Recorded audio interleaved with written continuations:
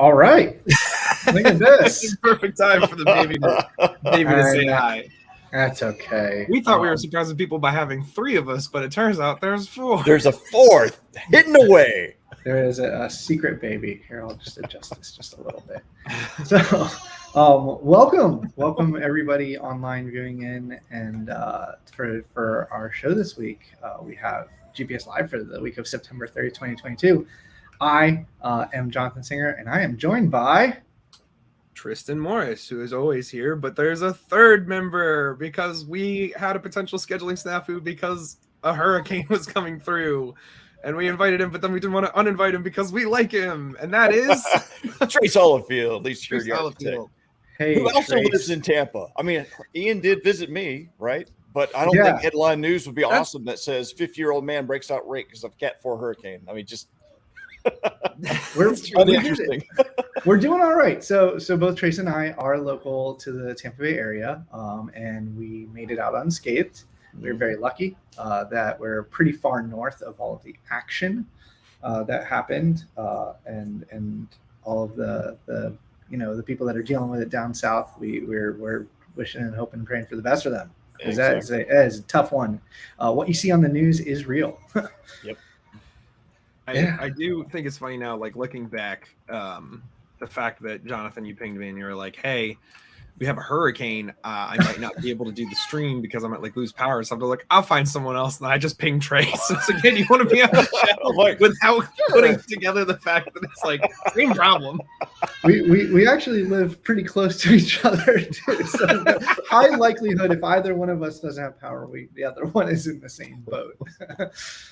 Yeah, well, hey, you know what? It all worked out in the end anyway. It did. Exactly. It did. Well, so clearly you know what kind of week we've had. How are you, Tristan? I'm doing just fine and dandy. I had a pretty good week. And then for those of you who've been following for a while, you might be familiar with the Tristan Does Improv tales. I did a thing on Wednesday. I did a show on Wednesday. A guy that I was doing it with was like, have you ever done Shakespeare? And I was like, no, I've never even read Shakespeare. And he was like, okay, well, he gave me like a 20-minute primer on how to do Shakespeare. And then we went up on stage and did improvised Shakespeare. And then he messaged me the next day and he was like, I think we should start an official group and go to like festivals and Ren fairs and stuff. I was like, okay, man, sure. That's a life experience that I can have. Let's do it. We got to 3D print you a skull. Yes. Yep. 3D print a skull. Yep. Yeah. That's on the agenda. But talking about agenda, do you want to kick off this first article for our week? Yeah. Oh, sure. wait, we have to. Oh, almost forgot. Yep. The views and opinions expressed by the host of the live stream are their own and do not necessarily reflect the official opinions of Guidepoint Security. Now, Trace, this is really important. Oh, yes. That we all remember this.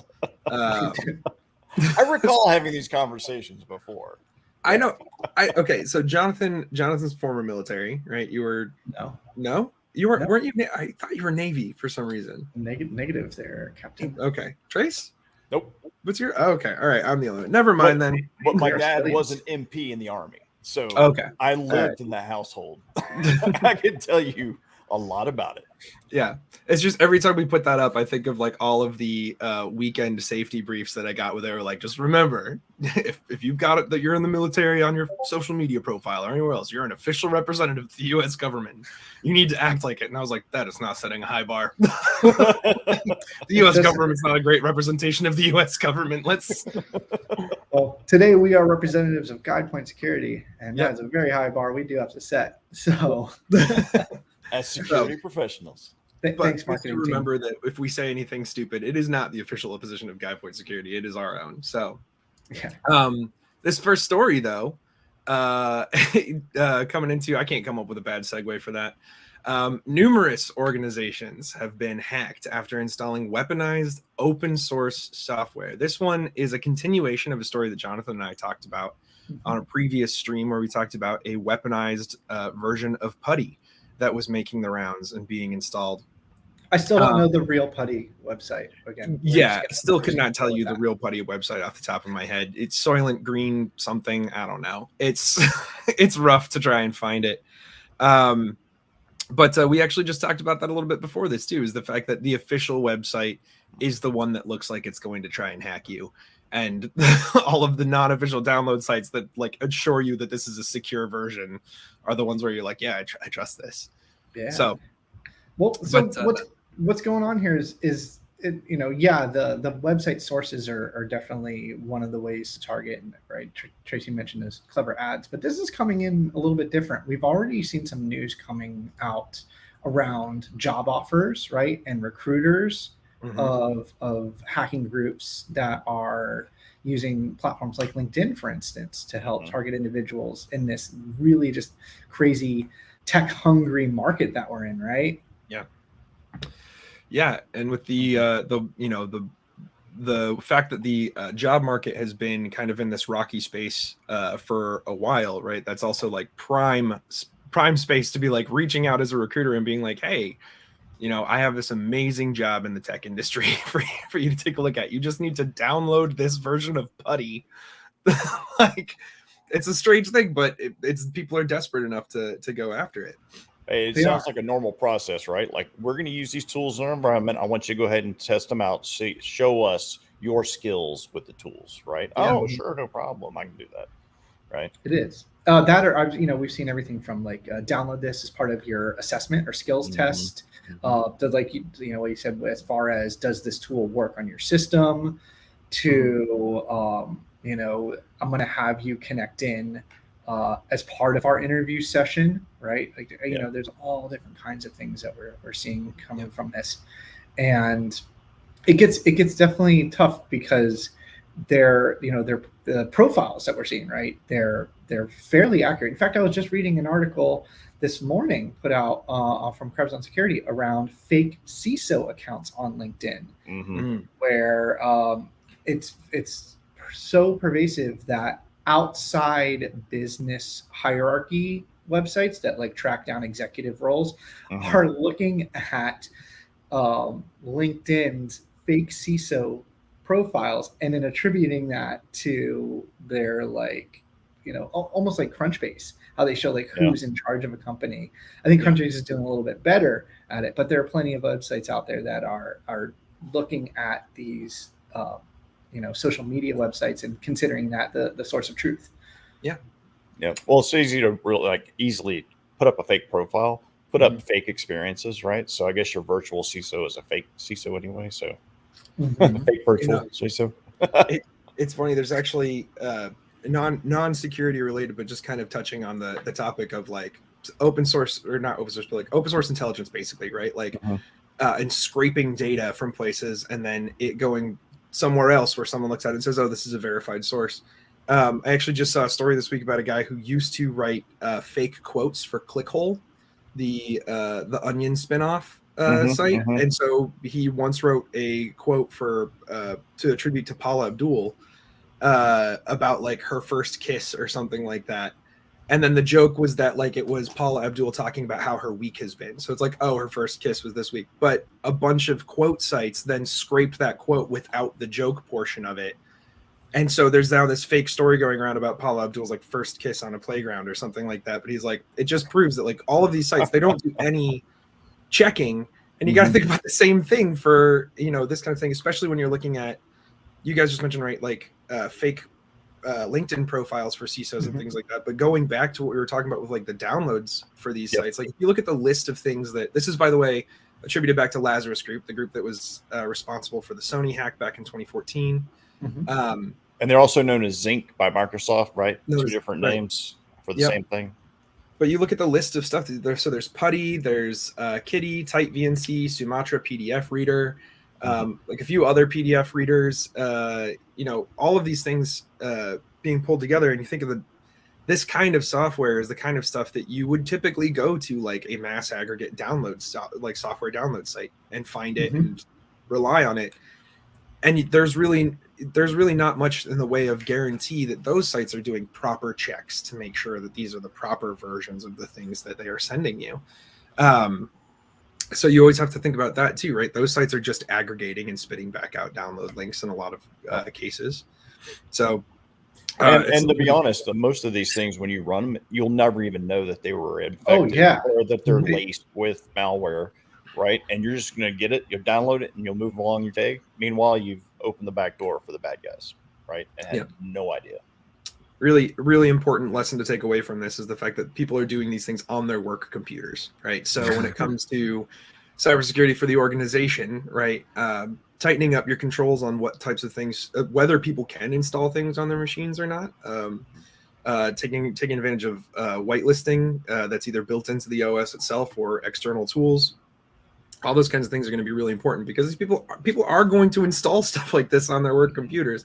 I'm still baffled by the fact that people are installing these things that a recruiter is sending them on their work computer. It says a lot. Well, you know, one of the things the article does call out is there oftentimes is an attempt to get the victim to move off of the initial platform, like LinkedIn or similar from a recruiting perspective. Let's go here and have a conversation, like WhatsApp, right, or Google Chat or whatever. Let's go over or Telegram or Signal, something that is easier to transmit, maybe a link or a file, because it's more of a secure channel, right? Oh, I have to securely send you something, and we don't want LinkedIn to see whatever's going on because they're going to be jealous, right? Or whatever. And the thing about that in particular to me is growing up in the right, as I was born in 91, so I'm squarely in millennial generation. I was just there for like the transformation into the tech age. I cry for you. I cry for me too. Trust me, every night. But you know, you think about the fact that like a lot of the people who are probably getting targeted by this are people who are in that generation and should know better because we've grown up with scams like this our entire life. We've always known if someone's talking to you and they ask you to move it to another platform, they're just trying to get your credit card info. Like they're trying to do something really suspicious. So just ignore that. But we're finding ourselves in a time now where suddenly this is working again. And it turns out it's really about the bait that you put on the end of that hook.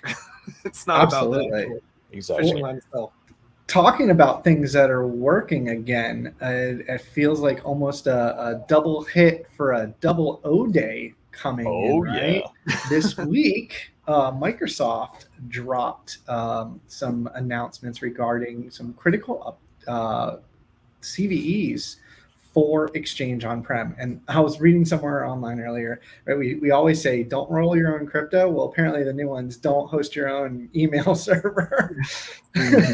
Well, this goes back to maintaining it, right? Like how many people actually keep these things up to date on a regular basis? That's why the cloud apps are so popular. Administration overhead gone, let somebody else worry about it.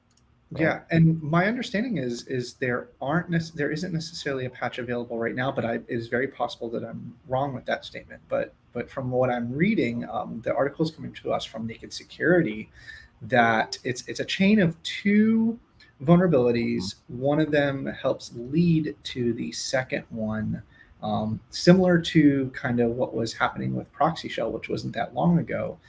Luckily, it does require to be authenticated, but also, we were just saying it's not that difficult to find one single account in an organization these days with a lot of these dumps that are available, right? Or social engineering to get somebody's creds to log in as them. Not that, you know, people call them and say, hey, I'm from the ID department and I need to double check something. Yeah. Hello, Uber.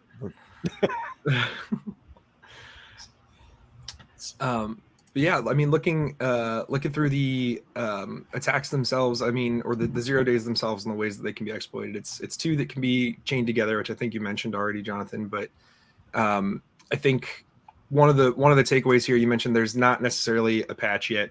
There may be from the time that we saw this article till now, things move quick. There could be one out already. Well, they did recommend blocking two TCP ports, 5985 and 5986, to limit blocking those in PowerShell. That's going to help limit it, but that'll help limit things down. It's also important to note to be aware that these are what was the term? Why can't I suddenly not think of it? But basically, you already have to be authenticated with the server in order to get one of them up and running. So while it may not be incredibly impossible to get those credentials, right, that is a limiting factor there. So at least you can kind of be on the lookout for strange credential usage or anything like that. But also, it turns out that that threat hunting queries that were used for Proxy Shell may be pretty effective in finding out if this is happening in your environment. The exact same artifacts may not be left behind in every single case, but it is at least a really good starting point for you to be able to jump in if you have some threat hunting tools and use those to hunt through and find out, could this be happening in my environment, or has it already happened in my environment? So there's plenty of places that you can go and look at this. Our source for this one, I think, is Naked Security, Sophos.com. Sophos, yep. From Sophos. So important to say there, harkening back to our God, why can I not talk right now? Opinions expressed are not necessarily guide points own. We're not necessarily endorsing right here and being like, yep, Sophos on this one, but we're saying this is the source that we found for it, and this is the article that we read. So you can head over there and look for some of the threat hunting queries and look for other information about this. But it is kind of interesting to see a double hit of 2 0 days that chain together so well in an environment. Well, something I've noticed, right? A lot of the accounts and different customers that I work with, there's just been a mass migration off of Exchange over the past couple of years in general, right? With the accessibility of things like Office 365 being a lot easier to migrate to, it's becoming more feature rich to support a lot of those needs. Like this concept of a legacy on-prem Exchange server has really kind of almost began to sunset, and this is starting to feel like one of those things where, if you're still running it, if you're still left behind, you either better have a really good reason or start considering your migration plan. If that is, obviously, if you still want to, head in the Microsoft route as far as your platform goes. Well, one thing too, I'll add about moving to the cloud services, like with Microsoft, the things that are different are around those identities that are used in those services, right? Because Microsoft is a very large organization. They are under constant attacks. And one of the things, just for the audience to be aware of, is the fact that the identities have nearly 7,500 configurations. So about what services should be enabled or not, or disabled or enabled. And so one of the things that, we just got to remind folks is, when you move to the cloud, make sure that you've locked the identity settings down as best as possible. That's a fantastic tip, Trace. Thank you for that. You bet. Talking about getting locked down on your identities, we do have another story, and this is an interesting one. It's kind of a little bit different than what we may normally have on the show, and it covers sophisticated attacks towards military contractors. I mean, this is the definition of supply chain, right? Right. These are the manufacturers, these are the engineers, these are the firms and organizations that are creating things for not just the United States military, but also in Europe too. And actively being targeted because, like you mentioned, right, the target hack itself, oftentimes it's a company outside of the maybe goalpost because they're less technical. Right, they're not necessarily focused on a robust cybersecurity defense. Like, where are you seeing with this? Well, I was going to say, this is also around the supply chain attack, vendor risk management, right? If we even go back to the days of the Target attack, right? How'd they get in? It was the HVAC team credentials that got them into the environment, right? So they're looking for the weak link to get in. So every single group has their own standards they're held to, but that doesn't necessarily mean they're following, right? So this is where you get in and you do the audits, you find different settings, you'll find different policies. So if they can find the weak link, that gets them into the environment regardless, right? So it's a very successful attack vector. So what's the difference here? Yeah, right? Tristan, you were mentioning, because this kind of pivots off of some of the directives that we've been speaking about on the show recently, right? Yeah. So in recent weeks, actually pretty much since we started this thing, there's been it seems like weekly change to federal guidance on cybersecurity and the ways that things are run. And just recently we were talking about the new guidance that came out regarding third-party attestation and verification for any software that basically any contractor or anyone who's attached to the federal government wants to use. And so, as we're looking at this story in particular, with specifically defense contractors being targeted, the federal requirements for these things are ramping up really quickly. And I think we're probably going to see within the next couple of weeks to, maybe month or two at most, some new guidance that comes out about, hey, third-party contractors and the security that you guys have in place around these specific styles of attack. So it's really good to see those things on the rise, but it does also highlight the fact that the way that our government and our federal government and our military complex kind of are structured with all of this use of external groups and everything does create more vulnerabilities, and that reflects back to the individual companies that we have too, right? We're all doing this. We're all using third-party groups. We're all using outside contractors, and the importance of making sure that those people and those groups and organizations that we're relying on are also holding the same security standards that we hold. In particular, when I look at this one, I know that, Jonathan, you mentioned too, this is supply chain. You're looking at the people who are making our weapon systems, the people who are making different tools for our government. But also, when I think of military contracting, I also think of just personnel.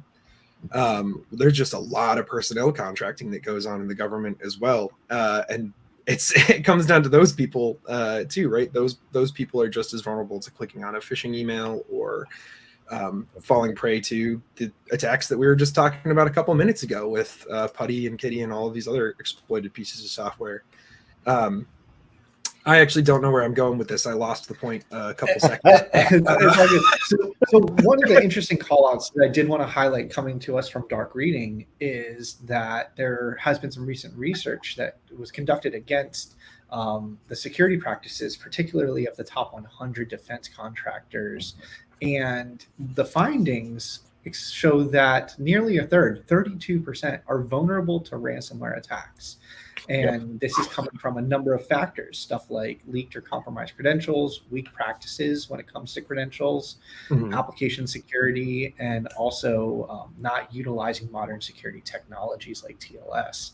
And so it's basically calling out, hey, defense contractors, defense industry, you have a lot of catching up to do. You're not doing well, right? You are absolutely lacking. And Trace, right? We've seen different areas like this easily targeted. Well, I was going to say this is actually a great little plug for cyber insurance, right? I'm sitting here holding this one form, right? This thing is now 5 pages front and back, and inside of it's phishing, inside of it's MFA, inside of it, right? All the controls that get leveraged in these phishing attacks and a credential compromise, we've got cyber insurance asking questions now that they didn't ask a year ago, right? Yeah. So Tristan, as you're saying, we just started this thing, and these are evolving. What used to be a 5-question checklist is now into a 5-page checklist with evidence. Give me the products you're using, the process you're using, give me the services you sign up for, so I know what kind of risk you are that I'm going to insure. So it's shifting hard in the last year, really. You're right. Yeah. I've seen it go from do you care about security to do you have an antivirus to which antivirus, right? And now they're getting there. To what settings have you configured within your antivirus? It's really grown. Yeah, and then what's your plan if any of those settings are violated? It's gotten robust, but that is all moving in a good direction. Pushing people to care about cybersecurity and pushing a standard for cybersecurity that we can all kind of be raising the bar to and moving ourselves up to is only going to be good for people overall. But good news, also on another front. Trace, actually, I feel like we've introduced a lot of ones. Do you want to introduce this bit of good news? Well, this is when the bad guy gets caught, right? This is the kind of stuff I like, is when the bad guys get busted, right? But in this particular case, this story is actually linked to 2 different ones. So, video gamers out there have been tracking Grand Theft Auto 6. They've been dying for it to come out, and some information was leaked, like in-game footage and plot line reveals and It was character like 90 reveals. videos. Oh, it was amazing what got out, right? Yeah. And so the company's been trying to figure out damage control on this thing because you don't want to release your major plot lines and all the goodies beforehand, right? But also linked to the guy who did it was he was claiming he was in the Uber attack as well. So the amazing part of this story is it's a 17-year-old who is part of another hacking group called Elapsus. So They're back, Jonathan. They're back. They're back. We can't escape the curse. Yeah, we did weeks and weeks and weeks of Lapsus stories. Actually, I'm going to throw this one in here. So I would love to see Half-Life 3. I also I feel like that is Timothy. Unfortunately, you can't leak what doesn't exist, my friend. I know.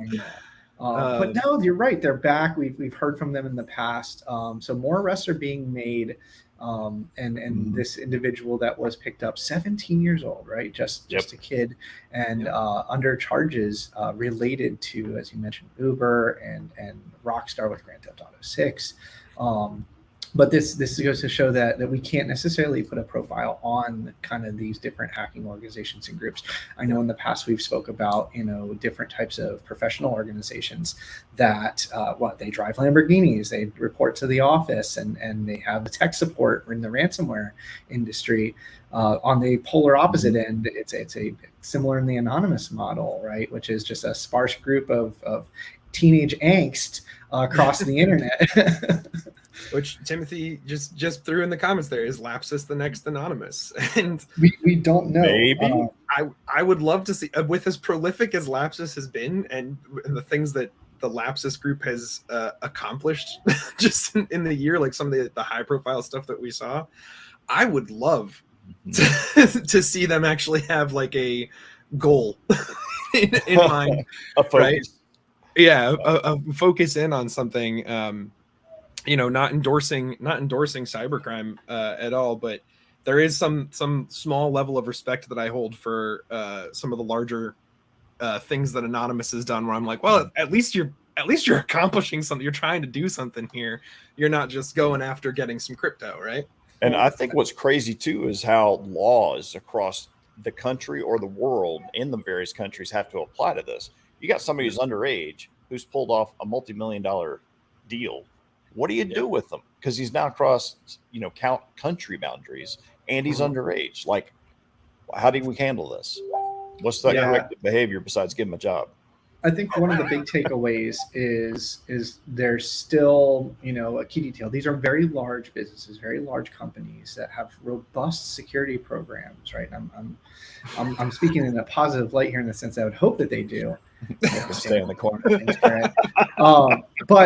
But really, the key here I'm seeing is persistence, right? And not like persistence threat as in like they stay. It's the persistence of constantly pushing. We're seeing this in the articles recently in the couple of weeks about the attacks on MFA fatigue. We're seeing this on the attacks about social engineering, where these individuals seem to just have a lot of time on their hands and will push and push and push until one of those weak links is finally broken.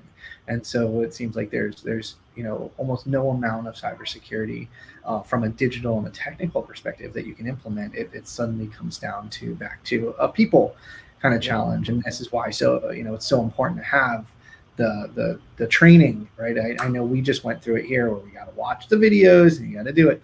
But, I'll sit here and complain because I feel like, I'm technical, I can handle this. But there's also hundreds of other individuals within our organization that I think that information is extremely useful. Members of our family and our community, that awareness is so critical. And it's just, if you keep poking, somebody's eventually going to fall. Now, there's two thoughts that I have here. One, I'm going to go back a little bit to what do we do with these people like this? Your original question, Trace. Like Corinne said, make him stand in the corner or hire him.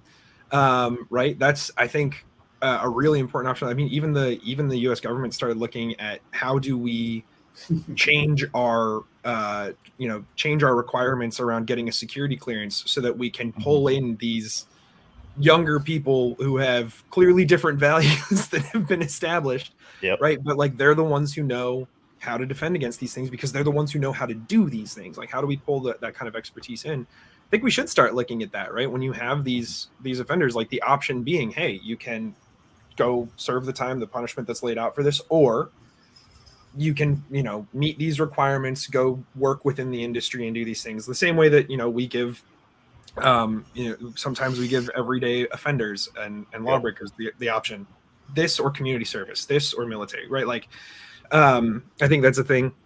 But then you, Jonathan, just mentioning, required security training, it just put the thought in my head, man, I really wish that places like Facebook and Twitter and everything else would make it a requirement that you had to do an annual security training in order to keep your account active. Wouldn't that be great? Oh, that would be phenomenal. That would be awesome. There's just no money in that. There's no money in it, and they'd probably lose a lot of people. But man, it would solve a lot of problems for the rest of us, wouldn't it? Mandatory customer training. Yeah. So, well, folks, I mean, Tracy, got any final thoughts for the week? No, I'm good, man. This has been great. Out here. Great chatting with you guys today. This is Awesome. great. I like having the three people. We might do this again in the future. Mm-hmm. Jonathan, you're, like you said at the top, you're going to be out next week. Trace, would you like to join us again next weekend? Happy to, buddy. Be here. All right. Excellent. Perfect. So next week, folks, you'll see Trace and myself. Thank you so much for joining us. If you've been watching this on the on-demand afterwards, thank you so much. If you had any comments that you didn't get in because you were watching it on demand, go ahead and just leave them now. We'll go back, we'll look at them, we'll take a look. And I just want to thank, I think maybe this is something we should start doing. Thank you so much to Timothy and Corinne. And because I'm not seeing everyone's name right now because it's not showing. Nick and Robin and Kesha. Thank you so much, Dan, for being here, for joining the conversation with us, for interacting. We really appreciate you guys. And for this week, September 30th, 2022, Anno Domini, in the year of our Lord. Thank you for joining us. Thank you on behalf of Guide Point Security. I have been and will continue to be Tristan Morris. I'm Jonathan Singer. Trace Hollifield. And we will see you again next week. I always forget to have the video queued up. I always have to go back to G. Okay, now we'll see you next Friday.